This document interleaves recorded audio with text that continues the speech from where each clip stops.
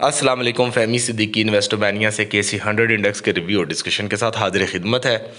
अल्हम्दुलिल्लाह जुलाई का एक और मंथ कंप्लीट हुआ और जुलाई के लिए जो चीज़ें हमने अपने रिपोर्ट में, अपने वॉइस डिस्कशन में, अपने यूट्यूब लिंक में पब्लिश की थी, एनालिसिस और लेवल्स उनको रिस्पेक्ट करते हुए भी नज़र आए। अगर हम अपने जुलाई के एनालिसिस को रिव्यू करें तो ऑल दो ये बात हमने बताई थी कि हिस्टोरिकल मूवमेंट ये ज़रूर सजेस्ट करती हैं कि जुलाई बुल्स को या रिकवरी को फेवर करता है, लेकिन हमें ये ज़रूर देखना चाहिए कि इस जुलाई के लिए इंडिकेटर्स और एनालिसिस क्या कह रहे हैं। और इस बात को हमने अश्योर करने की कोशिश की कि अगर हमें इनिशियली कोई अपसाइड मिलता है और वो अपसाइड 42,700 से लेकर 43,400 या 500 तक टारगेट करता है, तो ये एरिया एक फर्म हर्डल है for the month of July और यहाँ पे सेल ऑन स्ट्रेंथ की अपॉर्चुनिटी के साथ काम करना चाहिए। और अगर कोई बाइंग अपॉर्चुनिटीज़ आपने अवेल की हुई हैं तो इन एरियाज़ में प्रॉफिट टेकिंग करनी चाहिए। अल्हम्दुलिल्लाह इंडेक्स ने जिस वीक में अपसाइड का एक मोमेंटम बनाया और 42,000 को सरपास किया, 42,070 से ऊपर ट्रेड करना शुरू हुआ, 42,390 से 42,560 के वीकली टारगेट को टेस्ट करने लगा। Second week of the month की बात हो रही है और उन एरियाज़ में हमने आप लोगों को गाइड करना शुरू किया कि इंडेक्स के लिए 42,070 से ऊपर और 43,390 से लेकर 42,560 तक न सिर्फ वीकली टॉप है बल्कि यहाँ पे वो हर्डल भी है जो हम जुलाई के लिए एक्सपेक्ट कर रहे हैं। 42,560 से जस्ट 240 पॉइंट की दूरी पे थी ना। तो इन सारी चीज़ों की इंडिकेशंस और रोशनी को देखते हुए, समझते हुए हमें सेल ऑन स्ट्रेंथ के साथ काम करना चाहिए। डाउन साइड के ऊपर हम 39,970 इनिशियली एक्सपोज देख रहे थे और वीकली टारगेट भी हमने यही सजेस्ट किया था कि इन लेवल्स को इंडेक्स टारगेट कर सकता है और हमने थर्ड वीक में इसको टारगेट होते हुए भी देखा। फिर 39,970 से नीचे इंडेक्स क्योंकि ट्रेड होता रहा था 39,000 अराउंड 500 के, तो उन एरियाज़ पे हमने आप लोगों को ये गाइड करने की कोशिश की कि यहाँ से एक शॉर्ट कवरिंग बेस बाउंस नज़र आ सकता है। क्यों? उसकी मल्टीपल रीजंस डिस्कस की, जिसमें से कुछ टेक्निकल रीजंस आप लोगों को गोशगुजार भी की, दोबारा गोशगुजार करते हैं, जिसमें यह बताया कि इंडेक्स ने अपना वीकली बेरिश टारगेट जो कि 39,970 था वो अचीव किया है, उसको नीचे तोड़ा है और मंथली सपोर्ट 39,400 के अराउंड टेस्ट किया है और ईयरली फर्स्ट सपोर्ट 39,250 को टेस्ट किया और यहाँ पे 100 MA मूविंग एवरेज लाई करती है जो कि 39,225 पे शायद लाई कर रही थी। ये सारी चीज़ें इंडिकेट कर रही हैं कि इंडेक्स में एक short covering base pull back आ सकता है और इन एरियाज़ में हमने जो शॉर्ट सजेस्ट की थी उनको कवर करने के लिए एडवाइस किया और कुछ बाय रिकमेंडेशंस सजेस्ट की। उन बाय रिकमेंडेशंस में कुछ स्टॉक्स ऐसे थे जिन्होंने एग्रेसिव मैनर्स में टारगेट अचीव किया और वीकली टारगेट इस शॉर्ट कवरिंग बेस जो पुल बैक बन रहा था उसके लिए हमने 40,500 के अराउंड सजेस्ट किया। इंडेक्स ने 40,550, 40,650 का जो वीकली टारगेट था वो एग्जैक्टली अचीव किया। 40,623 का हमने हाई बनते हुए देखा second last of the week, second last week of the month. और यहाँ पे जो व्यू बना वो डेफिनेटली एक प्रॉफिट टेकिंग का व्यू बन रहा था, जो बाइंग सिग्नल थे और सेल ऑन स्ट्रेंथ की अपॉर्चुनिटीज ट्रिगर हो रही थी। यही चीज़ हमने लास्ट वीक के सेशन में जो लास्ट वीक का फ्राइडे था उसमें बताया अभी कि ये क्लोजिंग थर्सडे की क्लोजिंग इंडिकेट कर रही है कि सेल ऑन स्ट्रेंथ के साथ काम करना चाहिए। और फ्राइडे की क्लोजिंग प्रॉफिट टेकिंग के साथ हुई, नेगेटिव जोन में क्लोज हुआ। 40,150 पे इंडेक्स ने डे, वीक और मंथ को एडजस्ट किया। डे ऑन डे बेसिस पे 126 पॉइंट्स का नेट गेन, जबकि वीक ऑन वीक बेसिस पे हम तकरीबन फ्लैट क्लोजिंग एक्सपेक्ट कर रहे थे। एक कंसोलिडेशन होती हुई नज़र आ रही थी और सेम वही व्यू हमने देखा। इंडेक्स ने वीकली टारगेट 40,550 40,650 को टेस्ट किया एंड देन हमने इंडेक्स को 40,150 के अराउंड क्लोज होते हुए देखा। 73 पॉइंट का एक फ्लैटिश गेनिंग क्लोजिंग देखी हमने। मंथ ऑन मंथ बेसिस पे index third consecutive month loss में क्लोज करता हुआ नज़र आया। बियर्स ने अपना जो एक स्ट्रेंथ था उसको कंट्रोल भी रखा और उस कंट्रोल के बेसिस पे 1390 पॉइंट्स ने इंडेक्स में लूज़ किए और जुलाई भी लूजिंग मंथ करार पाया। इंडेक्स में 1398 मिलियन का वॉल्यूम ट्रेड हुआ मंथ ऑन मंथ बेसिस में, और मंथली बेसिस पे ये वॉल्यूम प्रीवियस मंथ यानी जून के मंथ से तकरीबन 30% कम था। 30% से कुछ ज़्यादा ही कम था, लेकिन इसको राउंड ऑफ करके 30% ही हमने कंसीडर कर लिया कि कम था। तो ये इस बात की एक और एक्नॉलेजमेंट थी कि जो भी डिप्स मिली वो शॉर्ट कवरिंग के लिए तो ट्रीट की गई, लेकिन उन डिप्स को किसी भी बाइंग के लिए, किसी भी एग्रेसिव बाइंग के लिए, अगर कहा जाए तो गलत ना होगा, ट्रीट नहीं किया गया। और बड़ी मछलियाँ, स्मार्ट फिशेस, बिग फिशेस, ऐसे इंडिविजुअल्स जो स्मार्टली प्ले करते हैं वो साइड लाइन ही रहे। वीक ऑन वीक बेसिस पे भी वॉल्यूम हमने कम देखे। 381 मिलियन का वॉल्यूम ट्रेड हुआ, उससे प्रीवियस वीक में 400 मिलियन का वॉल्यूम ट्रेड हुआ था। ये फर्दर इस बात की एक्नॉलेजमेंट है कि कोई बाइंग इंटरेस्ट डेवलप नहीं हुआ। लास्ट सेशन का अगर वॉल्यूम देखें तो वो भी कम हो गया और उसमें भी हमने 22% की कमी देखी। सो सारी चीज़ें ओवरऑल ये इस बात को इंडिकेट कर रही हैं कि even index and stocks are at lows, और वो लोज कोई आम लोज नहीं है। कुछ स्टॉक्स तो ऐसे हैं जो कोविड-19 के एग्रेसिव फॉल से भी नीचे ट्रेड कर रहे हैं। लाइक अगर एफएफएल की बात करें तो एफएफएल इस वक्त 7 रुपये से नीचे ट्रेड कर रहा है, 6 रुपये 50 पैसे के अराउंड, और इन एरियाज़ में कोविड का जो लो था वो भी इससे ऊपर था। इसी तरह अगर आप सर्ल की बात करें, बहुत अच्छी कंपनी है, फंडामेंटली बड़ी स्ट्रॉन्ग कंपनी है, लेकिन इस फार्मास्यूटिकल कंपनी का लो भी कोविड-19 के लो से नीचे है।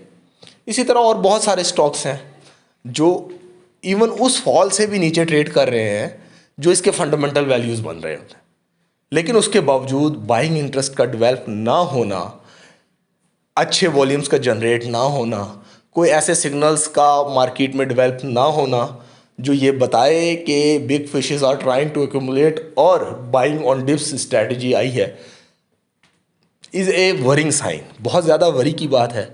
और इस वरिंग साइन की वजह से इधर वेरी अनबाइस्ड व्यू कि या तो आप लोगों को साइड लाइन रहना चाहिए, स्पेशली उन लोगों को जो सिर्फ मार्केट में बाय ऑन डिप्स के साथ काम करते हैं। जो लोग सेल ऑन स्ट्रेंथ की अपॉर्चुनिटीज़ को वेल करते हैं, जो शॉर्ट्स के साथ काम करते हैं, उनके लिए इस वक्त मार्केट सेल ऑन स्ट्रेंथ की अपॉर्चुनिटीज़ को ट्रिगर करती हुई नज़र आ रही हैं। हर अप साइड्स को सेल ऑन स्ट्रेंथ की अपॉर्चुनिटीज़ ट्रीट करना चाहिए, मनी मैनेजमेंट के साथ काम करें। मेरे ख्याल से आप लोगों को किसी को भी सेल ऑन स्ट्रेंथ की स्ट्रैटेजी को यूज़ करते हुए मोस्टली स्टॉक्स में शायद स्टॉप लॉसेस की ज़रूरत ना पड़े, लेकिन ये बात ज़रूर समझ लीजिए कि स्टॉक मार्केट या KC 100 इंडेक्स या PSX या KC 30 या कोई भी इंडेक्स एक एक्यूमुलेटिव रिजल्ट प्रेजेंट कर रहा होता है, और उसमें कभी भी ऐसा नहीं होता कि सारे स्टॉक्स बुलिश हो जाएं, सारे स्टॉक बेरिश हो जाएं। कुछ स्टॉक साइडवेज होते हैं, कुछ गिर रहे होते हैं, कुछ अप हो रहे होते हैं, और उन सारों का एक कम्युलेटिव रिजल्ट आपका केसी 100 इंडेक्स या कोई भी इंडेक्स प्रेजेंट कर रहा होता है।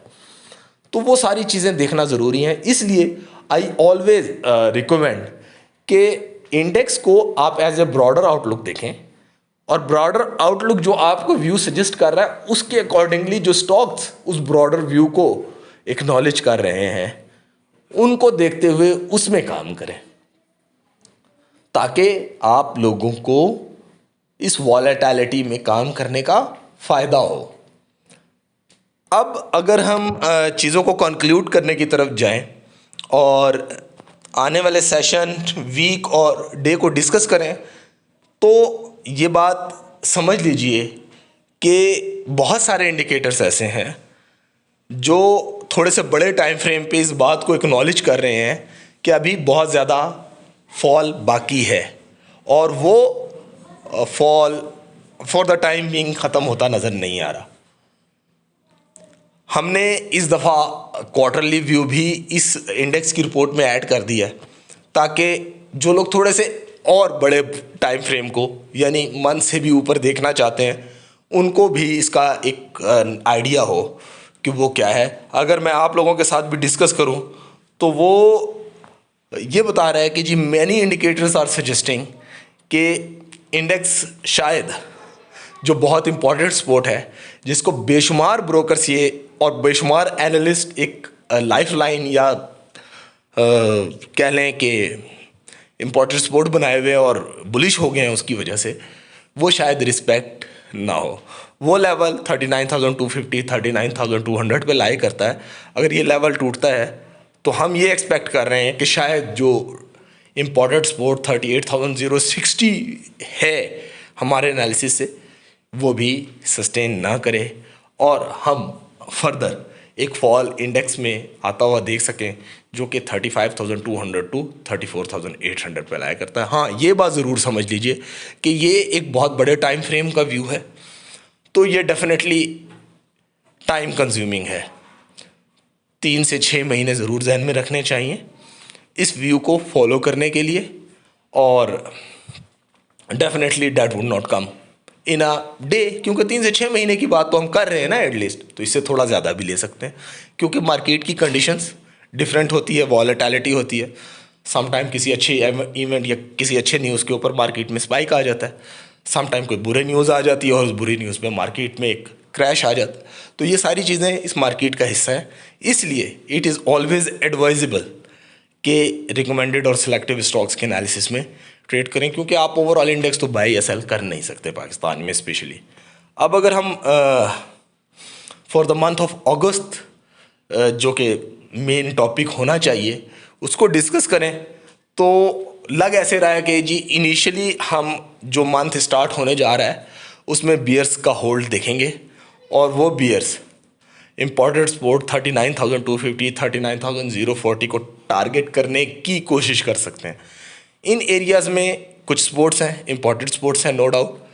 अगर वो रिस्पेक्ट नहीं होती और इंडेक्स साइकोलॉजिकल लेवल या 39,040 या 39,000 का जो साइकोलॉजिकल लेवल है उससे नीचे सस्टेन करना शुरू करता है, तो फिर 38,300 टू 38,060 का लेवल ओपन होगा, जहाँ पे बहुत इंपॉर्टेंट सपोर्ट हम एक्सपेक्ट कर रहे हैं फॉर द मंथ ऑफ अगस्त। और अगर ये सपोर्ट हेल्ड नहीं होती तो फिर क्वार्टरली रिव्यू या इससे बड़े टाइम फ्रेम का रिव्यू हमने ऑलरेडी सजेस्ट कर लिया। बट हम ये एक्सपेक्ट कर रहे हैं कि ये लेवल इतनी आसानी से नहीं टूटेगा, कुछ स्पाइक ज़रूर आएंगी।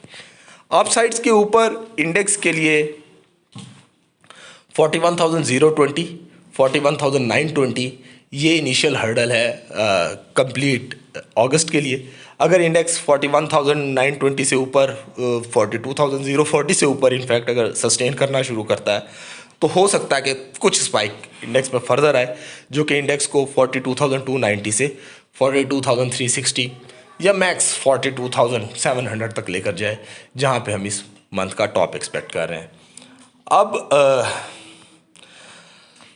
For the month of for the coming week index में स्टिल एज बियर के पास है। कोई भी अपसाइड मिलती है, that upside should be treated as sell on strength opportunity. और बाइंग जो हमने रिकमेंड की थी उसमें से जो स्टॉक ऐसे हैं जिन्होंने स्टॉप लॉस हिट किए हैं, उनका डेफिनेटली ये बात हम कह रहे होते हैं कि स्टॉप लॉसेस को रिस्पेक्ट करना चाहिए। उनको हम किसी अच्छे लेवल पे या किसी कंफर्मेशन के बाद दोबारा आप लोगों को सजेस्ट करेंगे इंशाल्लाह। और अपसाइड मिलने पे उनमें सेफ एग्जिट्स, प्रॉफिट टेकिंग करनी चाहिए। वेट एंड वॉच की स्ट्रैटेजी को अडॉप्ट करना चाहिए। कोई एग्रेसिव बाइंग या कोई एग्रेसिव सेलिंग करंट वीक में नहीं बनती हुई नज़र आ रही। हाँ, एज जो है वो सेल ऑन स्ट्रेंथ के पास है।